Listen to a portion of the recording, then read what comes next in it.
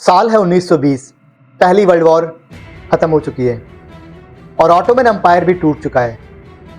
Damascus अब French army के control में है, लेकिन फ्रेंच कमांडर शहर को कैप्चर करने के बाद कहता है, मुझे एक कब्र के पास ले चलो। उमैद मॉस्क के पास एक छोटी सी कब्र। फ्रेंच जनरल उसे लात मारता है और कहता है, wake up Saladin, we are back. Cross की जीत हुई है, वी आर बैक।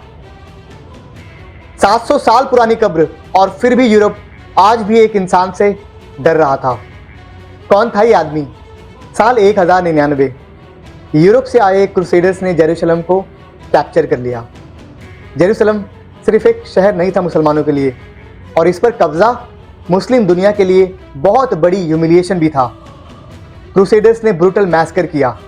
सवाल ये नहीं था कि क्रूसेडर्स इतने स्ट्रॉन्ग कैसे थे, लेकिन सवाल ये था कि मुसलमान इतने कमज़ोर कैसे हुए, जिसका सिर्फ एक ही जवाब था, डिवीज़न, आपसी रंजिशें।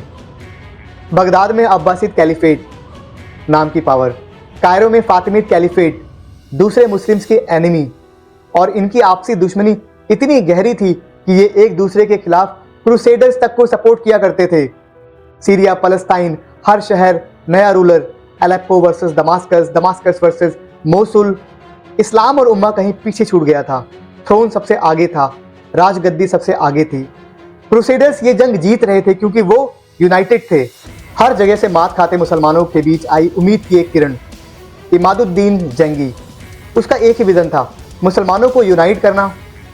और 1144 में एडिसा कॉन्कर हुआ, 50 साल बाद पहली मुस्लिम विक्ट्री।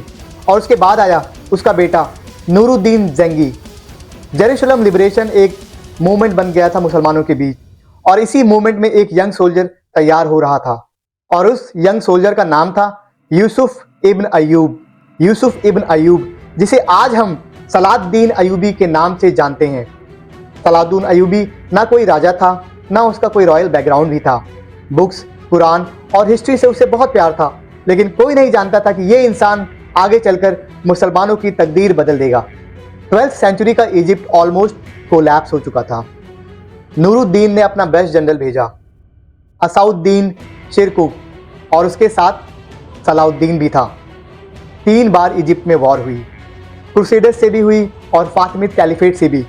लेकिन 1169 में 1169 में शिरकुक वजीर बना और 2 महीने बाद ही उसकी मौत हो गई। 31 साल का सलाउद्दीन इजिप्ट का वजीर बन गया। सबने सोचा यंग है लेकिन कमज़ोर है, लेकिन आगे चलकर सब गलत साबित हुए। और साल आया 1171, जुमे की नमाज। फातिमिद कैलिफ का नाम नहीं लिया गया, उसकी जगह उदय हुआ अब्बासिद कैलिफ का नाम। 200 साल बाद फातिमिद कैलिफेट बिल्कुल ख़त्म हो गई और इजिप्ट पूरी तरह से सलाउद्दीन के कंट्रोल में आ गया। लेकिन नूरुद्दीन की मौत के बाद फिर से वही केओस हो गया इजिप्ट के अंदर। सलाउद्दीन के पास चॉइस थी, पावर को एंजॉय करे या मुस्लिम्स को यूनाइट करे, लेकिन उसने मुस्लिम्स को यूनाइट करना चुना। 12 साल तक अपने ही मुस्लिम रूलर्स से लड़ाई की, असैसिनेशन अटेम्प्ट झेले, लेकिन 1186 तक इजिप्ट से लेकर अलेप्पो तक एक यूनाइटेड मुस्लिम एम्पायर का उदय हो चुका था, और इससे जेरूशलम का रास्ता एक बार फिर से खुल चुका था। साल 1187, रेनॉल्ड ऑफ चैटिलॉन, सबसे क्रूर क्रूसेडर, जिसने ट्रीटीज़ को तोड़ा, कारवाओं को लूटा, लेकिन सलाउद्दीन ने अपना ट्रैप बनाया हैतिन में।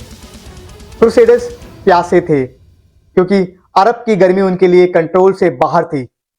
सलाउद्दीन की आर्मी ने जितने भी वाटर रिसोर्सेज थे उसे ब्लॉक कर दिया, और नतीजा, क्रूसेडर्स आर्मी पूरी तरह से निस्तेनाबूद हो गई। रेनॉल्ड पकड़ा गया, सलाउद्दीन ने जस्टिस किया। फिर वो दिन आता है जिसका सबको इंतज़ार था। 2 अक्टूबर 1187 जेरूशलम सरेंडर कर देता है। No massacre, no revenge, but general forgiveness. जो रैंसम नहीं दे सके, सलाउद्दीन ने उसे खुद ही पे किया। ये सिर्फ मिलिट्री विन नहीं थी, ये एक मोरल विक्ट्री भी थी। और फिर आता है साल 1193, सलाउद्दीन की मौत का साल। सलाउद्दीन चला तो गया, लेकिन उसने अपनी वसीयत भी लिखी, जिसमें शामिल थे 1 गोल्ड दिनार और 47 silver coins. Can you imagine कि इतना बड़ा सुल्तान लेकिन पर्सनल वेल्थ के नाम पर बिल्कुल जीरो। सलाउद्दीन की स्ट्रेंथ तलवार नहीं थी, उसका कैरेक्टर था। शायद यही वजह थी कि 700 साल बाद भी क्रूसेडर्स आज भी उसकी कब्र से डरते हैं।